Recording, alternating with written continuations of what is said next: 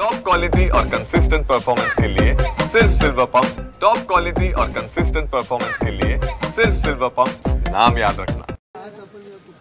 आज जोशींच्या घरी आम्ही आलो।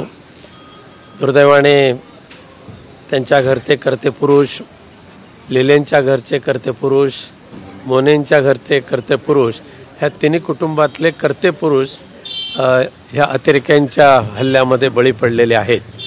आणि एक सर्वसामान्य कुटुंबातले ही परिवार आहे आणि कर्त्या पुरुषच घरातून उद्ध्वस्त झाल्यामुळे खूप मोठा धक्का त्यांना बसलेला आहे। त्यांना त्यांची विचारपूस करण्यासाठी आणि त्यांना आधार देण्यासाठी आज मी आणि माझ्यावर खासदार राजन विचारे आहेत, आमचे दीपेश म्हात्रे आहेत, वैशालीताई आहेत, तात्या माने आहेत, इतर सर्व आम्ही पदाधिकारी आलेलो आहोत। आणि या निमित्ताने आम्ही महाराष्ट्र सरकारकडे तर सांगणं करणारच आहोत की दुर्दैवाने केंद्र सरकारच्या संरक्षण खात्याच्या बेजबाबदार आणि लापरवाहीमुळे ह्या अतिरेक्यांना तिथपर्यंत येणं शक्य झालं आणि त्या अतिरेक्यांच्या हल्ल्यामध्ये हे बळी पडलेले आहेत आणि ते केवळ बळी पडलेले नसून ते शहीद झालेले आहेत।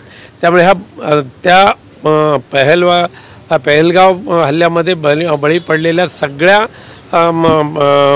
जणांना एक शहीदाचा दर्जा द्यावा आणि शहीदाला उपलब्ध असणारे सर्व ज्या काही मान सन्मान या 26 लोकांना द्यावा, अशा पद्धतीची आमची मागणी राहणार आहे। त्याचबरोबर शहीदाचे सन्मान दिल्यानंतर त्यांच्या घरातल्या प्रत्येक कर्त्या मुलाला शासकीय सेवेमध्ये नोकरी उपलब्ध करून द्यावी, ही सुद्धा आमची मागणी असणार आहे। आणि दुसरी दुर्दैवाची घटना अशी आहे की महाराष्ट्रातले काही जण टेंबा मिरवायला त्या पहलगाममध्ये गेले, परंतु जम्मू काश्मीरच्या सरकारने मृत्युमुखी पडलेल्या त्या शहीदांना 15 लाख रुपये दिले, पश्चिम बंगालने 10 लाख रुपये दिले आणि आपल्या महाराष्ट्र सरकारने मात्र 5 लाख रुपये देऊन त्यांची क्रूर थट्टा केलेली आहे। त्यामुळे हे जी काही चालवलेली थट्टा तुम्ही बंद करा आणि त्यांना किमान या ठिकाणी शहीदाचा सन्मान देत असताना त्यांच्या प्रत्येक कुटुंबियांना किमान 25 लाखाचं अर्थसहाय्य महाराष्ट्र सरकारच्या माध्यमातून देण्याची आवश्यकता आहे। ही मागणी आज आम्ही करणार आहोत। पाहिलं तर पाकचे नागरिक आहेत ते पाकिस्तानचे, त्यांना नेण्याची जाण्याची आजचे शेवटचे दिवस आहेत, तर काही लोक लपल्याचा सांगितलं जाते, तर सीएमने सांगितलेलं आहे की सगळेजण मिळालेली आहेत, म्हणजे ताळमेळ यांच्यामध्ये नाही। एकूण 5,500 पाकिस्तानी नागरिकांपैकी 107 पाकिस्तानी नागरिक हे बेपत्ता झालेले आहेत। ते सांगू शकणार नाही, तर ते भेटू शकणार नाही। त्यामुळे हे बेपत्ता झालेले नागरिक हे अतिरेकी होण्यासाठी गेलेले आहेत का, ह्याचा शोध महाराष्ट्र सरकारच्या सर्व पोलीस यंत्रणांनी घेण्याची आवश्यकता आहे। आणि दुर्दैव आहे महाराष्ट्राचं की महाराष्ट्रातल्या जनतेचं की 101, 2, 3 नव्हे तर 107 पाकिस्तानी येतात आणि ते बेपत्ता होतात। आणि जर आत्ता गृहमंत्री महोदयांनी, केंद्रीय गृहमंत्री महोदयांनी आदेश दिल्यानंतर ह्या पाकिस्तान्यांचा शोध चालू झालेला आहे आणि ह्या जर घटना घडली नसती तर अजून शेकडोनी पाकिस्तानी आले असते आणि गायब झाले असते, बेपत्ता झाले असते।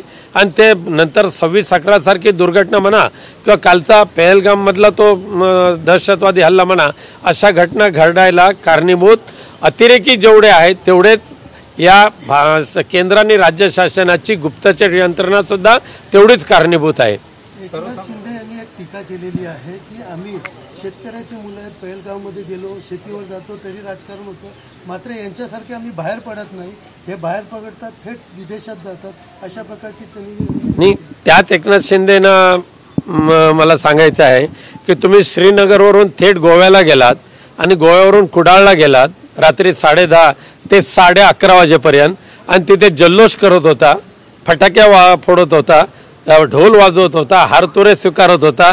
त्यावेळेला तुमच्यातली संवेदना काय मृत पावली होती की काय?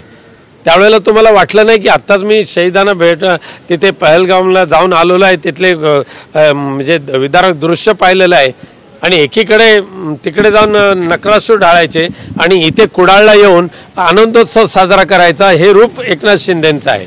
देशाची सुरक्षा ज्या प्रकारे हे असे बारगळलेले आहे, सर्वसामान्यांचा जो सुरक्षेचा प्रश्न उभा झालेला आहे, म्हणजे सर्वसामान्य सुरक्षित नाही ही भावना आहे।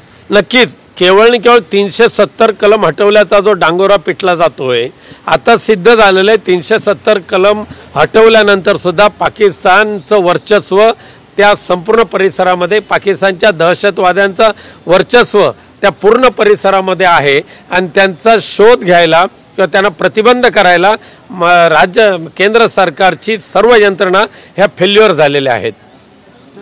दुसरीकडे पाहायला गेलं तर शिवसेना टिकून ठेवण्याचं काम आम्ही केलेलं आहे. 40चे आम्ही 60 झालो असं राजकारणात. ठीक आहे, मला त्याच्यावर आता काय बोलायचं नाही. मी आज या दुःखद घटना घडली तिथे आलेलो आहे. धन्यवाद.